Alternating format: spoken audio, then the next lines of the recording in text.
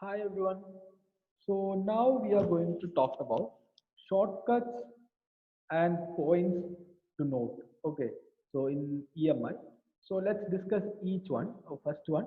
So look at this. So first one, like number one. Look at the number one. So the time varying current or EMF voltage is AC. Okay. So like this is we will discuss in the next chapter AC alternating current. So AC voltage and currents are known as phasors. So actually they are known as phasors. The idea is very simple. That is like we will treat them that those phasors we will treat them as vectors. Okay, so that those are phasors. Okay, so the phasors are added like vectors. So we apply vector laws over there, and we will discuss about the voltage phasor and current phasor in the next chapter AC. So where there we will discuss this. Okay. So next one, okay, this is look at the figure. Look at this figure. So here North Pole is approaching. North Pole is approaching here. So in this case, if the ring is producing, so we according to Lenz's law, we know that it will try to oppose the change of the plug. So North Pole is approaching means so to oppose the North Pole, what will happen? There will be a North Pole. There will be a North Pole over here. So there will be a production of North Pole here, and I can say that this North Pole is approaching. So North Pole will produce, and so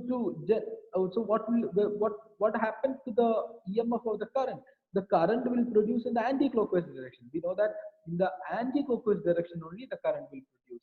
So again, if North Pole is leaving from this, then what will happen? If North Pole is leaving means there will be a south pole will generate it to oppose the change. So there will be a clockwise current. Again, south pole is approaching. So what will happen? A south pole will produce here. So south pole is it corresponds to the current in the clockwise direction. So what about if south pole is leaving from there? So then there will be a north pole will produce here. So there will be an anti-clockwise current over here. Okay. So next, the third point, if a magnetic field changes with time and distance, okay, this is a little bit advanced. So if a magnetic field is changes with time and distance, then the current, the total EMF produced will be A into dou B divided by dou T plus V into dou B divided by dou Z. So where A is the area and V is the velocity. Okay, so how do you find out the current? The voltage divided by EMF generated divided by resistance. All right. So this is, please keep in your mind, this is a little bit advanced, but anyways, we need this. Okay. So next is motional EMF. Let's talk about motional EMF a little bit. So when a road is conducting, okay, so this is a motional EMF. Here V is velocity, and into the paper the V is there, magnetic field, and length is there. So here the total EMF produced will be BLV, V into L into V. Okay, all right. So suppose here one more thing you have to note that here magnetic field B, velocity V, and length L all are perpendicular to each other. Okay, but if they are not perpendicular to each other, if the velocity vector is making an angle theta with either length or the magnetic field, then the what is the value? BLV sine theta, B into L into V sine theta. Let's discuss one more point here. So here this one, motional EMF E is equal to, though E is equal to V cross B. Actually, so you would have a doubt how it is exactly um, VBL sine theta, right? So it is V into V cross B dot DL. So that is the equation, like V cross B dot DL. So F is equal to total EMF, motional EMF is equal to integral V cross B dot DL. Or if all are perpendicular, then it is equal to BLV. Otherwise, BLV sine theta. Okay, let's come back. So that is what is this one. And if the road is next point, you can read that if the road is conducting or non-conducting, that doesn't matter actually. So why? Because if it is conducting or non-conducting, in both the cases, it should be, the circuit should be completed. Otherwise, what would happen? If circuit is not completed, means the current will not produce over there. Okay, that is the first thing you have to note. Second one, look at the fifth point. If if O at O it is clamped, at this point O it is clamped, this conductor, and it is rotating at a with omega, which is angular frequency omega, then what will happen? So E is equal to B L square omega divided by 2. That is the equation. Please keep in your mind, if this is rotating with omega, then the EMF is equal to, motional EMF is equal to B L square omega divided by 2. And also, what is omega? Omega is equal to 2 into pi into F, 2 pi F. So I can write B pi L square F, where F is linear frequency, omega is angular frequency. Okay. So this sixth point we have already discussed in the video class. So if R is resistance, then what is the power generated? B square L square V square divided by R. What is the force? B square L square V divided by R. Okay. And there are four cases illustrated here. So here we are actually checking the phi b, the flex value, and d phi by dt. We know that the angle which we are measuring, you can check my mouse pointer, the angle which we are measuring in this direction, we take it as positive, and in the opposite direction, we take it as negative. So first case, phi b is greater than 0, and d phi by dt is also greater than 0. Then EMF and current both are negative. Okay. And next is, you can check the equation. Okay. So next is phi b is greater than 0 and d phi by dt is less than 0. Then EMF and current both are positive. So here also it is positive. I mean, phi b is greater than 0, then it is positive. And next one, phi b is less than 0 and d phi by dt is also less than 0. Then then E and I are positive. Both EMF and current are positive. And look at this here, phi b is measured in the negative direction. So it is negative.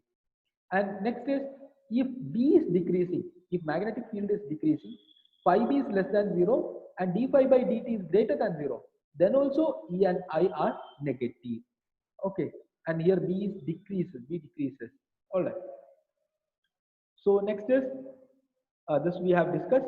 And next is ninth one.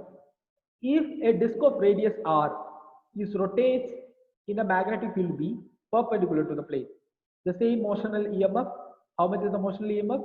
B r square omega divided by 2, where r is the radius, B r square omega divided by 2.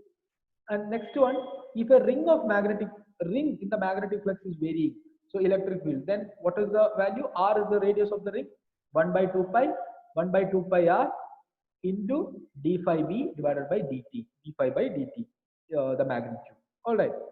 So next point, 11th point, you have to read it. It's like factual information about eddy current. I'm not going to read it, and you have to read it. All right. So next one, 12. 12. All right. If time varying current passed in the inner coil B out is equal to 0, B out is also equal to 0, and if the current is passed through the inner coil only, okay, then phi b is equal to Nb into pi r square, or how much will be d phi by dt? It is N into pi r square dB by dt. The equation you have to note, N pi r square mu 0 N di by dt. So this is very important. Okay, here we will not consider the outer portion, the flux associated with the outer portion we will not consider, that is equal to 0. We will only consider the inner portion. Okay, where r is the radius of inner portion, inner ring. All right. Then the 13th one and all, 13th and 14th, 13th one we have discussed already. So how much is the self inductance of a solenoid? mu0 mu r N square A into L, where N is equal to capital N divided by L. L is the length of the solenoid. Okay. A is the area of cross section. Cool. So next is intrinsic energy of a current in a solenoid. What is the energy associated with a solenoid? That is half into Li square. Keep in your mind, this energy is in the form of magnetic field. or magnetic energy. Okay, actually this thing also we have discussed before, right? Next is if two coils have mutual inductance M and the currents uh, in them is I1 and I2, then the total interaction energy of the two coils is equal to M into I1 I2. Okay, this is just an information that you have to understand. Okay. No need of derivation or something. So next is displacement current density. We know what is current density I by A, and J displacement is equal to 1 by R into dou B divided by dou T. Then volume density of a magnetic field energy is equal to B square by 2 mu 0 mu R into B, which is equal to BH divided by 2, where H and all we will discuss in the magnetism and matter. Next is self-inductance of a toroid. So this is also we have seen, it is equal to mu 0 n square R divided by 2. Okay. So the next is coupling factor. We have seen that mutual inductance M is equal to coupling factor K into root L1 L2, where L1 and L2 are the self inductance of the two coils. But the problem is, look at this, where K, when you look at K is equal to M by root of L1 L2, that is we have got from the previous equation. But the original equation of coupling factor is equal to flux linked with the secondary coil divided by flux linked with the primary coil. That you have to keep in your mind. Okay, that is the original equation of this one. Next one, 20th one, self-inductance of two coaxial cylinders per meter. So here, this is also a new equation that you have to keep in your mind. That is L is equal to mu 0 by 2 pi log E R2 divided by R1, where R2 is the outer radius and R1 is the inner radius. Or you can convert into log 10 base 10, that is 2.303 mu 0 by 2 pi log 10 R2 divided by R1. Next is 21, mutual inductance between two concentric coils having radii Rp and Rs, the primary and secondary coils. Okay, so M is equal to pi mu 0 Np Ns Rs square divided by 2 Rp, where Ns and Np are number of turns in the secondary and primary coils respectively. So next 22 and 23 points that we have already discussed in the video class that you can check. But here they haven't given plus or minus 2m. So we discussed why plus or minus 2m over there. So you can check that. Okay. Next is very important point, that is RL transient. RL transience time. This is we have discussed RL circuit, right, or LR circuit. So in this case, tau is the RL transient times to grow 63%. But actually time t is equal to, when you look at the equation, I is equal to I0 into 1 minus e raised to minus t by tau equation. When you see that equation, you can understand that. So actually there is, when you take the logarithm on both sides, you can find out the equation for t. Okay, which is nothing but 2.303 tau log, this is base 10, I0 divided by I0 minus I. So for growth current. So actually look at the 3 points given. Time for the current to grow 90% of Imax, time 95% of Imax, and then 99% of Imax. And actually these equations you can easily you can find out from this equation. Imax, like this time taken, you can find out from this one, but it is not a very good idea. You have to keep in your mind these values. First one 2.303 tau, next one 3 into tau, next one 5 into tau. Keep in your mind. If you get a question, then you can easily answer that. And the same time for value dk. Okay, so you can find out for dk also. How do you find out dk? For the equation of dk, we know I is equal to I0 e raised to minus tau t by tau, where not 1 minus. So this is dk. So the dk time will be equal to 2.303 tau log I divided by I0. All right. So next one is very, very important. Suppose, look at this figure. Look at this figure. There is a magnet. North pole is on the downside. It is approaching towards a coil.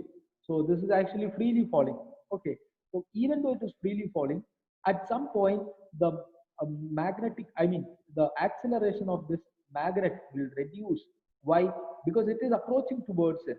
So there is a north pole. So this coil will produce a EMF or current, an EMF or current which is which tries to oppose the motion of the magnet.